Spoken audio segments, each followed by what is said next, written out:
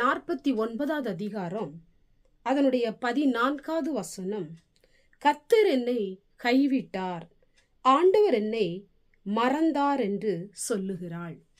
எனக்கு அன்பான தேவ பிள்ளைகளே, இந்த வார்த்தையை கேட்டுக்கொண்டிருக்கிற நீங்கள், ஆண்டவர் என்னை மறந்து விட்டாரோ, ஆண்டவர் என்னை கைவிட்டு விட்டாரோ, அதனால தான் என் வாழ்க்கையிலே ஆசீர்வாதம் இல்லை, நான் நெருக்கப்படுகிறேன், நான் ஒடுக்கப்படுகிறேன், நான் புலம்பிக் கொண்டிருக்கிறேன், நான் அங்கலாய்த்து கொண்டிருக்கிறேன், நான் அழுது கொண்டிருக்கிறேன், என்னை கண்டுகொள்ள யாரும் இல்லை, எனக்கு ஆறுதல் சொல்ல யாரும் இல்லை, என்னை விசாரிக்க யாரும் இல்லை, எனக்கு உதவி செய்ய யாரும் இல்லை என்று சொல்லி நீங்கள் நினைத்து கொண்டிருக்கலாம்.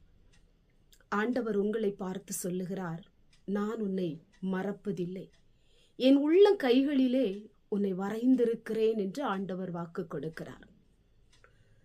இன்னைக்கு உங்க வாழ்க்கையில நெருக்க வரும் பொழுது, போராட்டங்கள் வரும் பொழுது எல்லாரும் சொல்லுகிற வார்த்தை, ஆண்டவர் என்ன மறந்துட்டாரு, நான் எவ்வளவோ ஆண்டவரை தேடினேன், எவ்வளவோ ஆண்டவர் மேல நம்பிக்கையா இருந்தேன், எவ்வளோ விசுவாசம் வச்சேன், எவ்வளோ வேதத்தை வாசிச்சேன், ஏன் ஆண்டவர் என் வாழ்க்கையில் இப்படி செய்கிறாரு, என்ன மறந்துட்டாரோ அப்படி என்று சொல்லி நீங்கள் நினைக்கலாம்.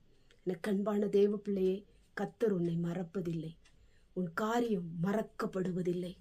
எதற்காக நீங்கள் ஜெபித்து கொண்டிருக்கிறீர்களோ, எதை நினைத்து அழுது கொண்டிருக்கிறீர்களோ, எதை நினைத்து புலம்பிக் கொண்டிருக்கிறீர்களோ, அந்த காரியத்தை ஆண்டவர் நிறைவேற்றி முடிக்கப் போகிறார்.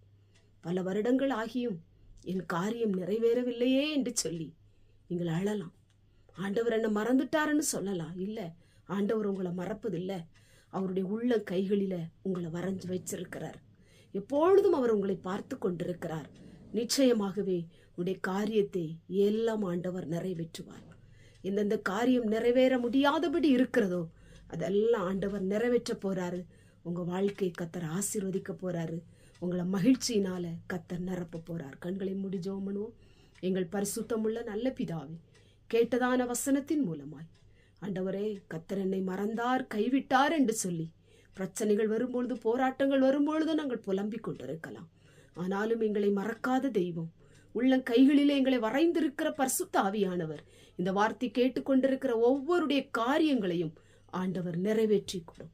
இயேசுவின் மூலம் ஜெபிக்கிறோம் பிதாவே, ஆமென்.